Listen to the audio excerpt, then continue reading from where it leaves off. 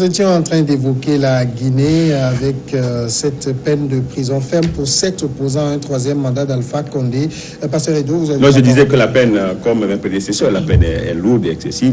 Je crois que le procureur a relevé l'appel pour qu'on puisse revoir cette décision, parce que ça ne mérite pas grand-chose. Comme on le disait tout à l'heure, c'est vrai quand même qu'ils avaient une intention, mais on n'a pas trouvé quand même des objets compromettants. On n'a pas trouvé des objets aussi compromettants. On n'a pas trouvé. On a trouvé mais eux aussi n'ont pas été, intelligents. Ils auraient pu mettre le t-shirt là en bas et mettre celui d'Alpha Condé dessus, comme ça, à l'intérieur, ils enlèvent. Ils n'avaient pas besoin de mettre dans le sac. Non seulement les aurait arrêtés, c'est déjà qu'on connaît déjà.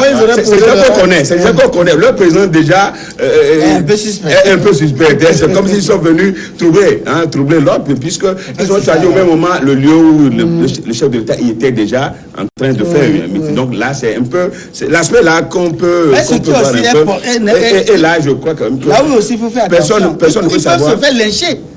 Oui, parce que des militants aussi, surexcités, lorsqu'ils vont les voir, là, ça va créer encore d'autres soucis. Là, ils ne sont même pas en sécurité. En allant faire ça, ils ne sont pas en sécurité. Moi, je pense plutôt qu'ils ont voulu faire la communication et ça a réussi. On les a arrêtés, ça a porté le message. Finalement, ils allaient se faire molester. Non, mais finalement, en portant les t-shirts, ça ne va pas donner grand-chose. Ils portaient les t-shirts seulement. Mais le fait qu'on les a arrêtés aujourd'hui, on en parle, même sur le plateau ici, on en parle. Et beaucoup d'autres en parlent. Mais ce qui va se passer en Guinée, parce que vous savez, depuis un certain mois, la Guinée était instable, avec des manifestations de l'opposition, des enseignants partout, et avec cette intention du président Alpha Condé de briguer un 3e mandat, le lendemain est un peu incertain pour la Guinée. Je crois qu'il faut que la sagesse l'emporte pour que Alpha Condé puisse revenir à un meilleur sentiment pour ne pas nourrir. Alpha Condé n'a pas encore dit. Oui, il n'a pas encore dit. Non, le pôle des intentions. Parce qu'on t'en les doutes. Ces partisans le disent ouvertement.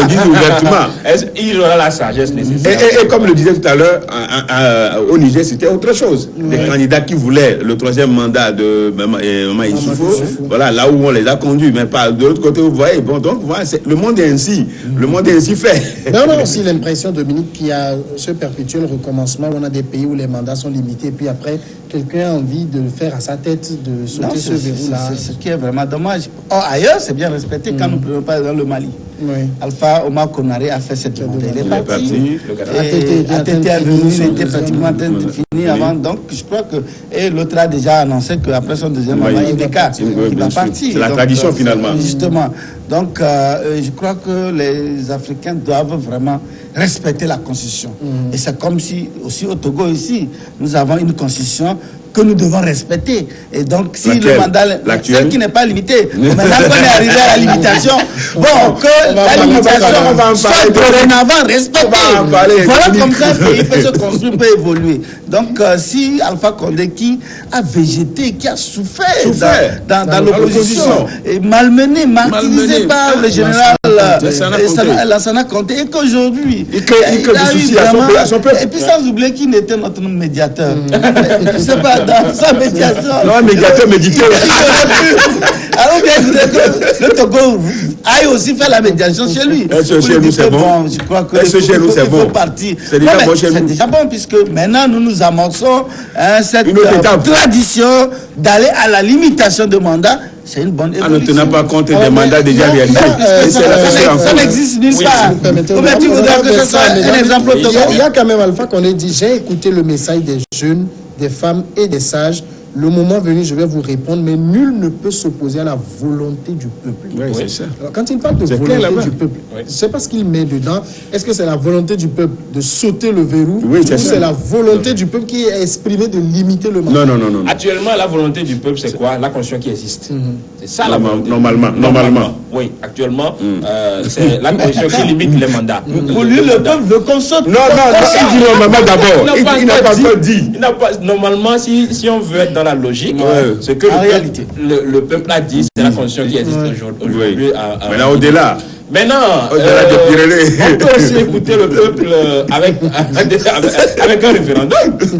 Si il laisse planer le doute, il laisse chacun aller de son commentaire. On verra ce qui va se passer. Mais je pense que sincèrement, Alpha Condé, il doit donner l'exemple. Il doit donner l'exemple pour montrer aux présidents qui restent au pouvoir que l'opposition, quand les gens de l'opposition aussi arrivent au pouvoir, ben, ils pratiquent la démocratie. Ils veulent aussi faire, c'est pour le bonheur du peuple, donc ils vont aussi partir. S'ils donnent l'image que même ceux qui veulent venir au pouvoir aujourd'hui, c'est pour venir rester indéfiniment au pouvoir, ils donnent de la matière à ceux qui veulent rester éternellement au pouvoir, pour dire que si ceux qui veulent venir aujourd'hui veulent aussi rester au pouvoir, qu'est-ce qui m'empêcherait de rester éternellement au pouvoir? Donc je pense qu'il doit donner le bon exemple pour pouvoir. C'est l'Afrique qui gagne. Mais ici, Alpha Condé, il ne doit pas oublier aussi qu'il est dans un pays qui s'embrasse facilement. Très facilement.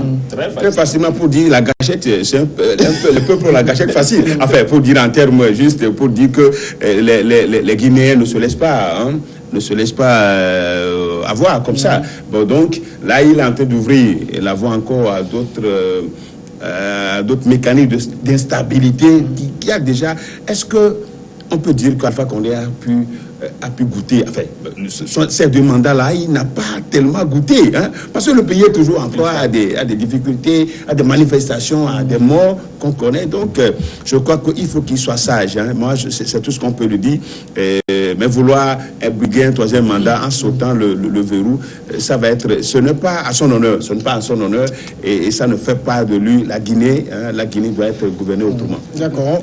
Vous savez, bon, juste pour ajouter que ceux qui ont réussi à le faire aussi facilement, notamment le Congo-Brazza, le Rwanda, mais c'est que eux, ils ont pu avoir une maîtrise, ils ont une emprise sur la population, et que ils savent que la population ne peut jamais manifester. Donc, mais en Guinée, ce n'est pas la même chose avec Salim Diallo qui est devenu Peul avec ses frères qui écument la capitale. Eh ben, c'est que les Peuls, c'est des gens parfois très durs. Et je crois que s'il veut franchir cette étape, mais je suis sûr qu'il risque d'embraser le pays pour rien. Moi, je crois qu'il doit vraiment faire œuvre utile. Donner quand même une bonne image aux leaders de l'opposition. Quand les opposants viennent au pouvoir, ils ne viennent pas pour s'accrocher, changer la constitution. Parce qu'avant qu'ils ne soient président, mais il y a eu beaucoup de choses, beaucoup de morts. Les gens sont morts. Pour lui, les gens sont sortis sous le soleil, ils ont manifesté, ils ont réclamé, ils ont revendiqué. Et il vient maintenant, il trouve que non, c'est bon, il ne doit pas partir. Je crois que c'est... Avec Dadi Camara, l'histoire de Dadi Camara... Ce sera une très mauvaise image au niveau de l'opposition, enfin des leaders de l'opposition aujourd'hui, qui se battent pour venir au pouvoir. C'est leur droit. Mais quand vous venez respecter les thèses de la République, c'est tout. Nous passons maintenant au second sujet, le Soudan. Les chefs de la contestation n'excluent pas une désobéissance civile. Les leaders de la contestation ont accusé mercredi les généraux de chercher à retarder la transition du pouvoir à une autorité civile et menacé de lancer un mouvement national de désobéissance. La crise s'envenime dans le pays en proie depuis décembre à un mouvement de contestation inédit qui a poussé à la destitution le 11 avril dernier par l'armée du président Omar el-Béchir, tirant leurs forces de milliers de manifestants qui campent depuis le 6 avril devant le QG de l'armée à Khartoum. Les chefs de la contestation réclament désormais un transfert rapide du pouvoir à une autorité civile. Vincent Megambi, on ne s'est jamais imaginé quand même que dans le Soudan, les discussions allaient durer autant entre l'armée et les contestataires pour ne trouver qu'un conseil de transition. Oui, c'est aussi... Bon, tu sais, c'est ici, les gens veulent... Moi, je vais mettre ça sur le coup de vouloir bien faire. Bon, on veut bien faire, ça va prendre le temps que ça va prendre, mais on risque de créer d'autres problèmes. On risque de créer d'autres choses. C'est vrai que je ne sais pas si l'armée commence à prendre goût à la chose. Je ne sais pas si c'est l'intention de faire durer la chose et ils prennent goût et ça va devenir ce que ça va devenir. Mais ils ont intérêt à rapidement stabiliser le pays. Parce qu'actuellement, le pays est dans une situation où on ne sait pas réellement celui qui tire les ficelles, celui qui tient les rênes et tout ça. Là, l'armée est garant. Mais bon, c'est l'armée. Après, tu vois, il y a... ça peut partir sur des petites choses, des détails. Donc, ils ont l'obligation de s'entendre, de passer rapidement, trouver le conseil, passer la transition, faire les élections et avoir la stabilité dans le pays très, très, très rapidement. Dominique, ici, qui bloque finalement? C'est l'armée? C'est les deux. Ouais. Vous savez, l'armée, d'abord, l'organisation de la société civile qui... Je suis quand même des histoires bizarres. Par exemple, une transition de 4 ans. Ouais. Mais ça aussi, ce n'est pas normal. C'est comme mandat, si ça. ils ont les velléités de pouvoir. Voilà. Mais c'est un mandat, évidemment. Un mandat américain, un Mais mandat quand je ghanéen. dis que moi, je croyais les voir quand même peut-être 1 an maximum. Mais et l'armée dit non, que 4 ans c'est trop. Il faut faire 2 ans. Maintenant, l'armée, là aussi, l'armée est aussi un peu incohérente lorsqu'elle demande que la charia soit appliquée ou bien ce qu'on relève que la charia soit dans la constitution. Dans la législation. Justement pour cette transition. Mais c'est extraordinaire parce que la charia, on sait c'est quoi la charia. Qu'est-ce que ça a donné? Le volet en coupe la main. La flagellation. Les femmes sont flagellées.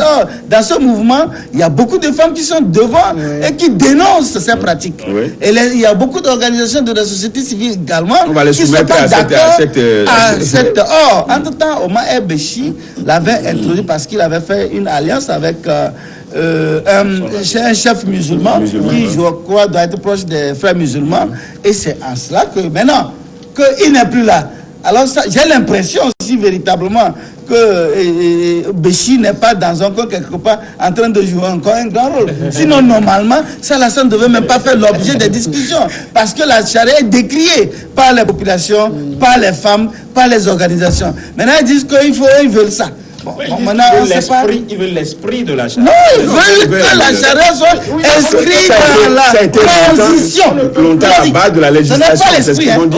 Parce que ça veut dire que la charia est toujours appliquée. Le voleur, tu voles, on te coupe la main droite, la seconde fois la main gauche, après le pied et puis c'est une forme de violation.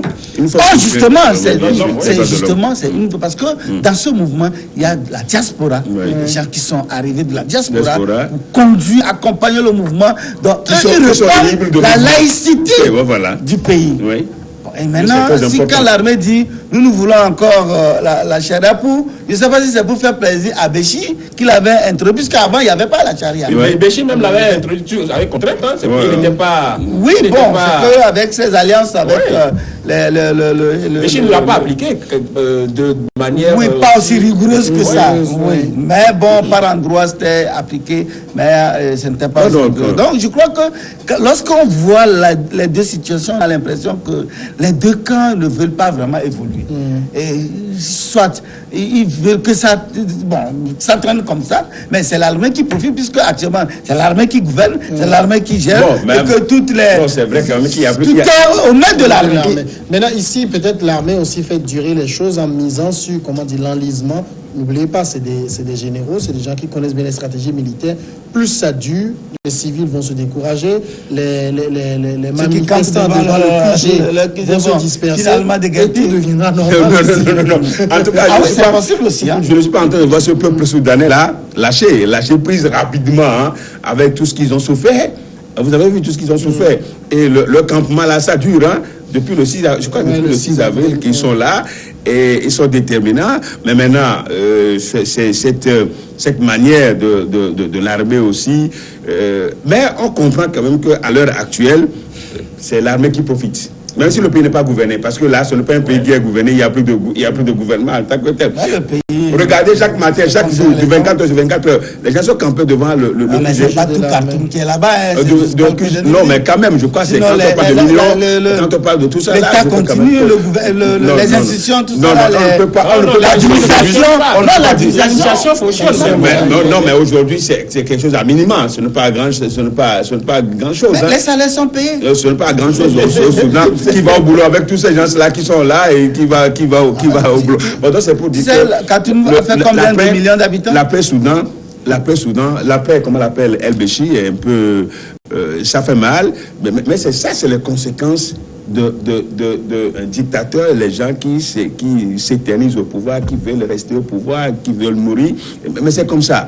Mais s'il y avait quand même un transfert de pouvoir, de régime à quelqu'un d'autre, je crois qu'on ne serait pas là aujourd'hui. Maintenant, on est là avec les gens. Mais j'ai peur quand même que, vous savez, Soudan, avec les djihadistes, tout ça, là, quand ça va rentrer dedans, hein, ben c'est l'Afrique qui va encore en souffrir. Et c'est pourquoi l'Union africaine, c'est maintenant que nous devons voir l'Union africaine en action. Ils sont allés, je ne sais pas qu'est-ce qu'ils ont proposé, ils sont encore rentrés. Ils sont encore rentrés. Al-Sisi, qui fait son truc là en Égypte, et c'est lui qui va aller jouer la médiation. Donc vous voyez, l'Afrique, là, c'est la comédie. Hein? L'Afrique, tout le temps, c'est la comédie. La présidence la comédie de la commission de l'UE. On joue à la comédie, et quelqu'un qui veut s'éterniser au pouvoir, et ben après, il aurait pu donner des conseils à El-Béchir. Il ne l'a pas fait. Maintenant qu'après El-Béchir, il va donner des conseils. Donc, maintenant, le problème demeure et il faut trouver une solution rapidement. Je voudrais juste aussi relever le fait que cette nébuleuse regroupée au sein de la société civile aussi n'incarne pas l'aspiration du peuple, mais eux aussi sont des voraces, ils veulent le pouvoir.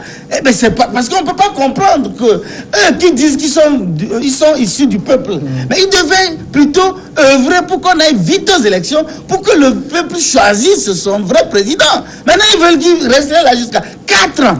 Alors, si les gens, ceux qui campent au soleil, vous savez, la température là-bas, l'ombre fait 45 degrés. Et les gens sont là-bas. Ils souffrent, peuple, voilà des individus organisés qui disent qu'ils veulent rester au pouvoir pendant 4 ans. Mais c'est un scandale, au fait.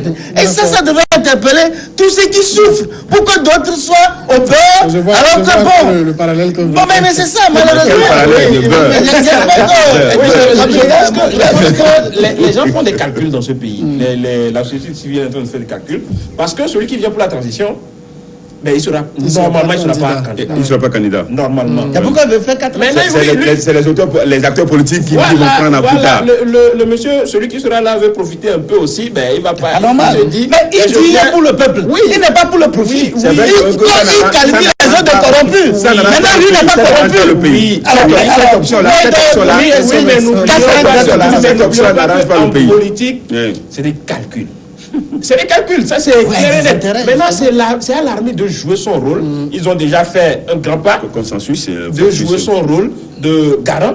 Actuellement, ils sont l'armée est le garant de la continuité de l'État. Maintenant, ils doivent continuer par jouer ce rôle-là et trouver un consensus pour le peuple soudanais. Sinon, mais on a aussi l'impression, quand on regarde les positions de l'armée, que par exemple, quand l'armée dit il faut discuter de la langue officielle et tout cela avant de mettre en place le conseil, c'est-à-dire il y a des détails qui vous savez,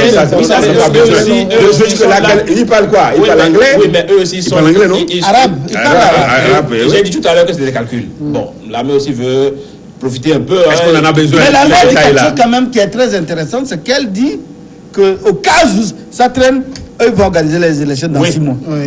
Or, moi je crois que le vrai enjeu, c'est d'organiser les élections pour que les vrais gagnants conduisent la destinée. Mais si on va organiser les élections, on risque d'avoir un militaire au pouvoir. Non, mais on risque d'avoir un autre candidat. Et dans quelles conditions organiser les élections? Le militaire pour venir démissionner de l'armée.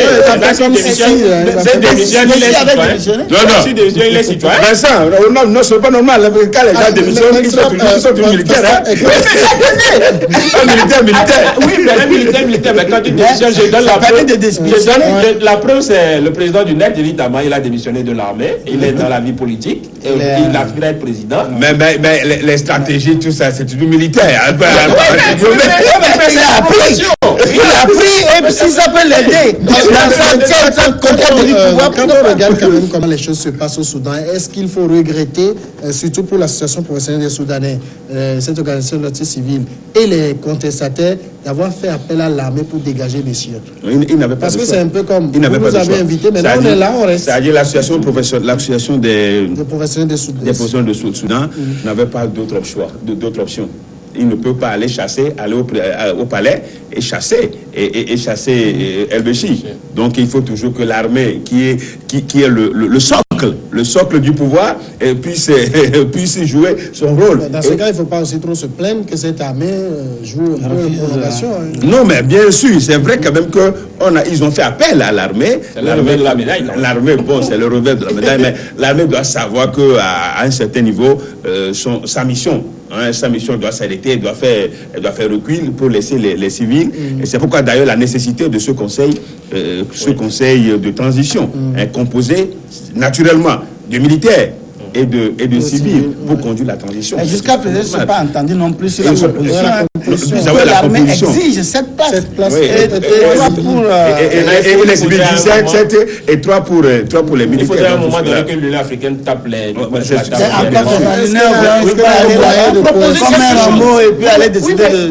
Proposer quelque chose de concret aux gens. Offrir même sa médiation. Une délégation recevoir une délégation de militaires, une délégation civile, et puis les poser sur la table de feu. Parce qu'on a l'impression que les deux camps discutent entre eux, il n'y a pas de... Il n'y a pas de médiation, justement. C'est vrai qu'il n'y a pas de avéré. Et tu peux capoter à tout moment. Est-ce que même s'il y a une médiation, ça peut aussi... Oui, ça peut s'aider à la chose. Oui, ça parce que vous savez, si les positions sont tranchées, chacun, par exemple, la société civile estime que c'est elle qui a fait chuter Béchir. L'armée dit non, c'est nous qui l'avons arrêté et mis. Donc ils veulent la grande part du gâteau. La grande part du gâteau. Ailleurs, ça s'est passé sans trop de problèmes, notamment au Burkina, par exemple. Au Burkina, ils se sont entendus. Il y a un civil qui est président et un militaire premier ministre. Peut-être là-bas, ils peuvent se dire, bon, ok, un militaire président, un premier ministre civil, et puis un gouvernement. Où il y a le militaire civil, et puis c'est fini. Mais je ne sais pas qu'est-ce qui bloque, parce qu'avec tout ce qui se passe, en fait, on a l'impression que soit il y a d'autres ficelles, il y a des gens qui sont derrière, qui tirent d'autres ficelles, et que véritablement les gens ne sont pas, pour le moment, très ouverts à aller à une transition apaisée. Le Soudan regorge des milliardaires. Ouais. Ah oui, mais le Soudan, il faut voir Khartoum. Mo Ibrahim, par exemple, bien sûr. Donc, la fondation Mo Ibrahim. Il est soudanais ou bien sûr. Maurice? Non, il est soudanais. Il est soudanais, Mo Ibrahim est soudanais. Donc, je crois quand même qu'il y a ça aussi, comme tu le disais, il y a des gens qui veulent tirer ficelle. Mais est-ce que ça avantage le pays? Donc, c'est pourquoi les civils doivent faire... Moi, ce qui m'étonne, parce que là, on est en face des militaires. Oui, les militaires peuvent se permettre... Le chef de l'opposition avait dit qu'il ne faut pas trop tirer sur la corde au risque d'amener les militaires à changer de position. Sadek m'a dit qu'il avait dit. Or, vous savez, dans cette situation, on n'a pas donné une très grande place aux partis de l'opposition où ils disent qu'ils sont des outsiders. Donc c'est la société civile qui vraiment qui pilote. Maintenant, ce qui est étonnant dans tout ça là, moi je voudrais les voir exiger que le prix du pain baisse d'abord. Mais ils sont du prix du pain. On a oublié le prix du pain. Non, mais je pense. Mais je sais pas, c'était parce que la dernière fois on a montré, ils ont dit non, le prix toujours est resté inchangé. Alors, moi, je ne sais pas qu'est-ce qui se passe. Voilà les gens qui se disent qu'on a manipulé à travers le pain.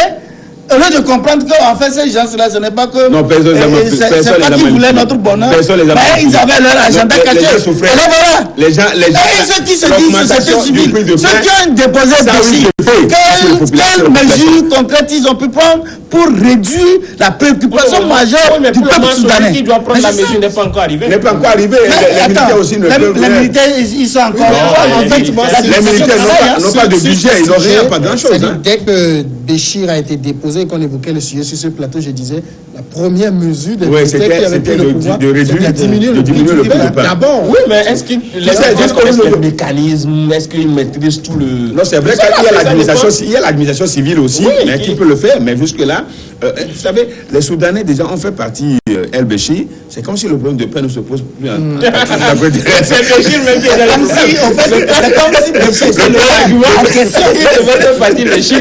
Maintenant, quand les contestataires parlent de désobéissance civile, c'est une menace ou bien... Non, je crois qu'ils sont déjà. Ce qu'ils font déjà depuis là, qu'est-ce qu'ils vont mettre encore dans l'administration civile? C'est aller se rassembler quelque part, faire du tapas. Est-ce que ça va être encore plus? C'est paralyser l'administration.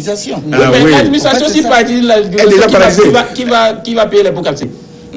Voilà, ça aussi. C'est en ce moment le prix. Moi, je veux savoir... ne sera pas multiplié par 3, mais par 10. Moi, je veux juste savoir ce qu'ils veulent mettre dans la désobéissance civile. On sait la désobéissance civile, c'est de mener des actes qui sont contraires, même peut-être à l'esprit de l'administration et autres, comme on le dit. Mais est-ce que ça va servir à quoi, étant donné qu'ils sont déjà tous les jours, ils sont déjà en mobilisation. Bon, donc, c'est une manière de faire pression sur les militaires. Il faut appeler une troisième personne qui viendra faire la médiation, et essayer les gens à la table et trouver un consensus. Avec le mécanisme de médiation. Parler aux gens, amadouer même certains. Voilà la proposition, faire des B2B, des tête-à-tête avec ces gens-là, comme on a vu ailleurs.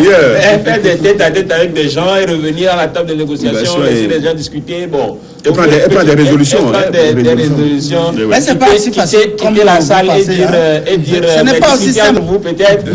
Ce n'est pas aussi simple que ça, parce que le pouvoir, c'est un pouvoir militarisé. Et du coup, les militaires ne peuvent pas dire, bon, on se désengage pour laisser les civils aussi prendre le pouvoir comme le pain dont le prix a augmenté. Donc je crois que c'est pourquoi c'est un peu compliqué. Et qu'aujourd'hui, cette demande ou exigence de l'armée qui exige qu'on inscrive la charia dans les tests de la transition, ce n'est pas fortuit. Ça veut dire qu'il y a des pesanteurs. Ils ont des soutiens où il y a des gens qui sont dans un coin et vous disent, si vous ne mettez pas la charia dedans, vous allez voir. Et c'est pourquoi sûrement, je sais, qu'est-ce que la charia vient chercher dans cette situation? L'armée exige. Ne doit pas être une armée républicaine et laïque. J'estime que dans leur armée, il n'y a pas que les musulmans. N'oublions pas que le Soudan, c'est un État islamique. Oui, islamique, mais il y a quand même des animistes, des chrétiens. La majorité. Le Darfour, oui. Mais la partie la plus chrétienne, animiste, c'est elle qui a fait ça. Mais le reste, il y a le Darfour également. Le Darfour est beaucoup plus animiste et chrétien. Mais regardez, quand vous voyez aujourd'hui dans la manifestation, vous voyez des femmes qui pilotent même, la manifestation. Mais quand vous allez parler de la charia, vous allez pas aimer. On marque la pause et on revient après le journal. Non.